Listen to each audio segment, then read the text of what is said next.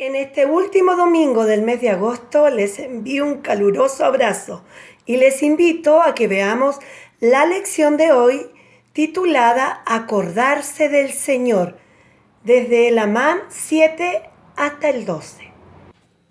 Para comenzar la lección me gustaría que tuviéramos presente que hoy hablaremos de Nefi nuevamente y que este Nefi no es el mismo que salió con su padre Lei desde Jerusalén, sino que es el hijo de Amán. Recordemos que ya había comenzado el gobierno de los jueces.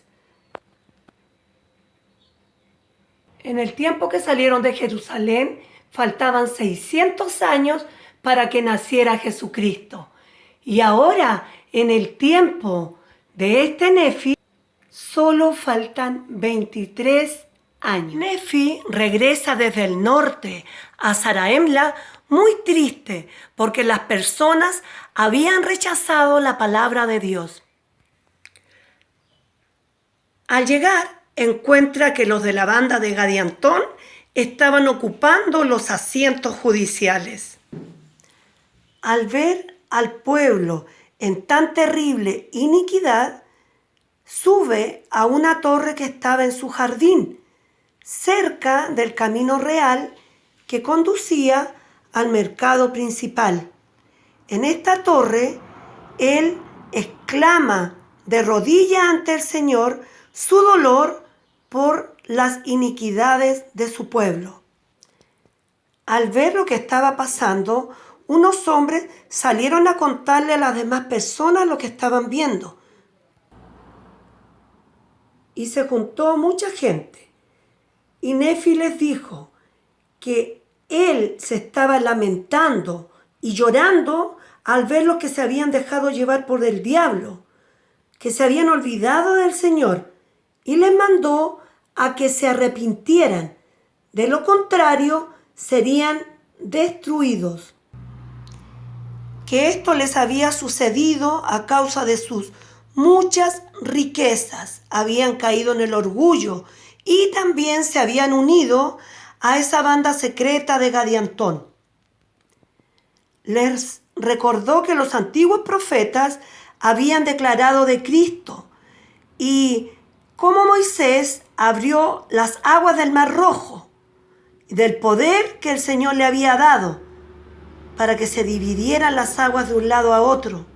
Y si Dios le había dado tanto poder a Moisés, ¿por qué no habría de dárselo a él también para que él pudiera saber lo que a ellos les iba a suceder si no se arrepentían?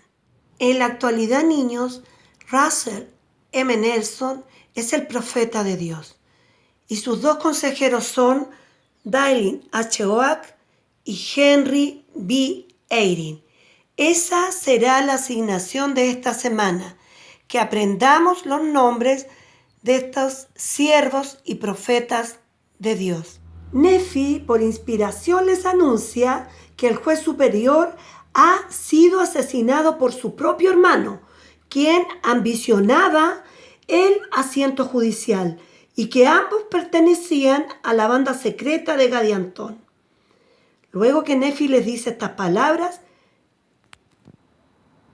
5 hombres de los que le estaban escuchando corrieron hasta el asiento judicial y en el camino se decían que si era verdad lo que Nefi les había dicho, iban a creer que era un profeta.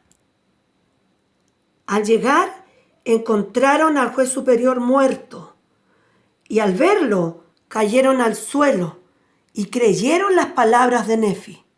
A estas alturas, su hermano, quien lo había asesinado, había huido. Cuando llegaron los siervos del juez superior, como ellos no habían estado en el jardín de Nefi, no sabían lo que él les había dicho. Así que pensaron que estos 5 hombres eran los responsables de la muerte del juez superior. Así que los tomaron y los encarcelaron. Después, cuando llegaron los jueces que sí habían escuchado a Nefi, preguntaron por estos 5 hombres y pidieron que se los trajeran. Los interrogaron y ellos contaron lo que había sucedido, pero la mayoría de los jueces culpan a Nefi de la muerte y decían que él se había juntado con un cómplice y habían ideado la muerte del juez superior para hacerle creer a la gente que él era guiado por Dios y así ganar seguidores. Por lo tanto, lo fueron a buscar, lo ataron y cuando lo estaban culpando, Nefi les dice: ¿hasta cuándo van a hacer lo malo y van a tratar de destruirme? Les voy a dar otra señal. Vayan a la casa de Seantum, el hermano del juez superior, y pregúntenle si se ha puesto de acuerdo conmigo para asesinar a su hermano Sesoran. Y él les dirá que no. Entonces ustedes pregúntenle si fue él quien lo asesinó y se pondrá muy nervioso y lo negará. Pero ustedes lo examinarán y encontrarán sangre en su ropa. Y le dirán: ¿es la sangre de tu hermano? Y él reconocerá que él fue. Y les dirá que yo nada sabía y nada había hecho y que era inocente. Así que lo trajeron y comprobaron que era él el asesino y soltaron a los 5 y también soltaron a Nefi. Así que algunos del pueblo lo reconocieron a Nefi como profeta. Después el pueblo se separó y dejaron a Nefi solo. Así que él se dirigió a su casa y mientras caminaba iba muy desanimado al ver tanta maldad entre los nefitas, sus asesinatos, sus robos, sus iniquidades. Mientras meditaba en su corazón, escuchó una voz que le decía: bienaventurado eres tú, Nefi, por las cosas que has hecho, por hacer siempre lo correcto. Yo, el Señor, te daré poder para siempre, porque confío plenamente en ti, sabiendo que harás lo justo. De modo que si le dices al templo que se parta en 2, se partirá en 2. Y si le dices a la montaña que se derrumbe, así será. El Señor mandó a Nefi que fuera a declararle al pueblo que se arrepintiera, o de lo contrario sería destruido. Así que Nefi no siguió hacia su casa, se devolvió a declararle al pueblo lo que el Señor le había dicho. Pero el pueblo no quiso escucharlo y trataron de llevarlo a la prisión, cosa que no pudieron, porque el Espíritu lo protegió. Y así fue de multitud en multitud, declarando la palabra de Dios entre todo el pueblo. Sucedió que no lo quisieron escuchar y hubo riñas y división y comenzaron a matarse con la espada entre ellos. Los siguientes 2 años aumentaron las contenciones y hubo guerra entre los nefitas, animados por esa banda secreta de Gadiantón. Al ver la mortandad entre su pueblo, Nefi clamó al Señor para que hubiera hambre en la tierra y así terminar con la destrucción por la espada.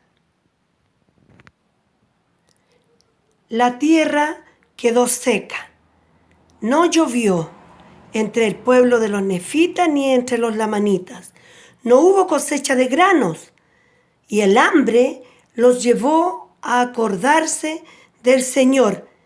Le pidieron a los jueces superiores que hablaran con Nefi para que él le suplicara al Señor que diera fin al hambre para evitar la destrucción entre el pueblo. Y al ver que el pueblo se había arrepentido y terminado con la banda de Gadiantón, Nefi suplicó al Señor para que terminara con su indignación contra el pueblo y envió lluvia sobre la tierra y hubo frutos y granos. Después de esta grandiosa experiencia, el pueblo reconoció a Nefi como un hombre de Dios y su hermano Lehi era tan justo como su hermano Nefi. el pueblo comenzó a prosperar y la iglesia creció no tan solo entre los nefitas, sino también entre los lamanitas. En el año 80, los disidentes nefitas comenzaron a incitar al pueblo y se establecieron en el desierto, formando nuevamente la banda de Gadiantón. Así que aumentaron los ladrones y atacaban no tan solo a los nefitas, sino también a los lamanitas. Podemos ver, niños, que a causa de la prosperidad comienza el orgullo y el pueblo con mucha facilidad se olvida del Señor su Dios. La clase de hoy nos aconseja todo lo contrario que hicieron estos pueblos, acordarnos del Señor. Y así como el profeta Nefi, 23 años antes que Jesucristo viniera al mundo, estaba declarando de que Él habría de venir y la gran mayoría no le creyó. Así también hoy el presidente Russell M. Nelson nos dice que debemos prepararnos para la segunda venida de nuestro Salvador Jesucristo. Yo sé que si escuchamos y obedecemos los consejos de nuestro profeta actual, seremos inmensamente felices y estaremos preparados para recibir a nuestro Señor. Se los comparto con mucho amor en el nombre de Jesucristo. Amén.